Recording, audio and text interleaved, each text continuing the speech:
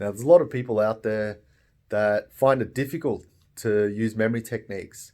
And when they use the memory techniques, they don't get very far. Even things like speed reading, right? You're essentially reading, using the techniques, and you're not getting much result out of there.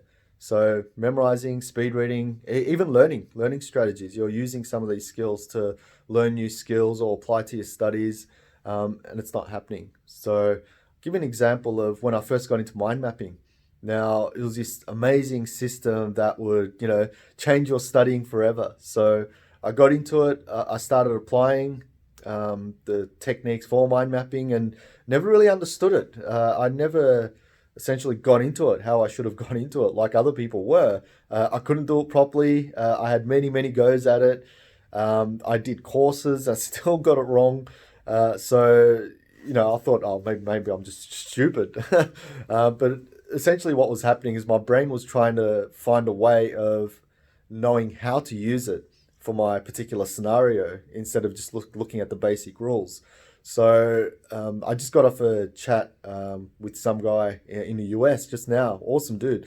And we were talking about using these skills. And he said like I was mentioning before with myself, he was trying to learn memory techniques and mind mapping, but the issue there was it wasn't working for him, wasn't getting anywhere, right? So I'm assuming there's a lot of people out there like that. When I first got into it. So what I want to do is I want to share a little bit of insight on what to make of that and how you can sort of get around with the techniques not working. Because once you understand this, then you can really make the most of these skills. Because at the end of the day, they do work, right? It's not like mind mapping or speed reading or memory techniques don't work, and you definitely don't have to be born for it, right? It's something that you can actually teach yourself and learn. So yeah, so how I got over that was I did trial and error. I did a lot of practicing, and I did a lot of failing. Now, a lot of people don't like to fail, right? They try some things and they fail, and they go, no, that's it. I've had enough with it. Speed reading was a classic example for me. I did it so many times over. I was not seeing results. I'm like, this is just yeah, it's not working. I'd scroll my finger across the page. I'd read many books. I'd speed read many books, and it still wouldn't work. Like when I say it wouldn't work, was that I wasn't improving my comprehension.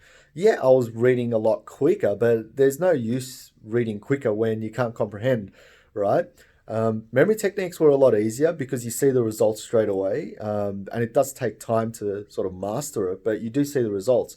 But things like mind mapping and speed reading took a little bit longer.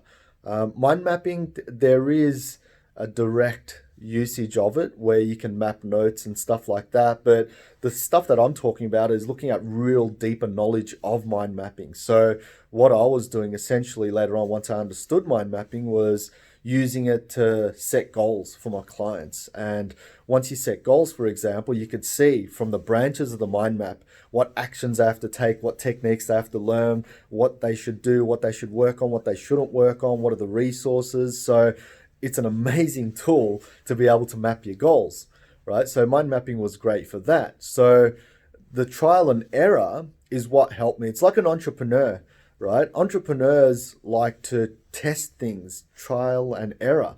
And if that test doesn't work, they move on to something else, right? So it's the same thing. Try and be a mental entrepreneur of these skills, right? If the speed reading doesn't work, well, how else can you make it work? Make it work for you. Don't try and think, okay, here's a skill, it doesn't work for me. Because the skills do work, that's why they're out there. So try and make it work for you. Do you have to look at things a bit slower? Do you have to research it more? Do you have to get coaching around it? Do you have to do some courses? Do you have to go out and seek, a guru somewhere? Do you have to, do more Google searches, right?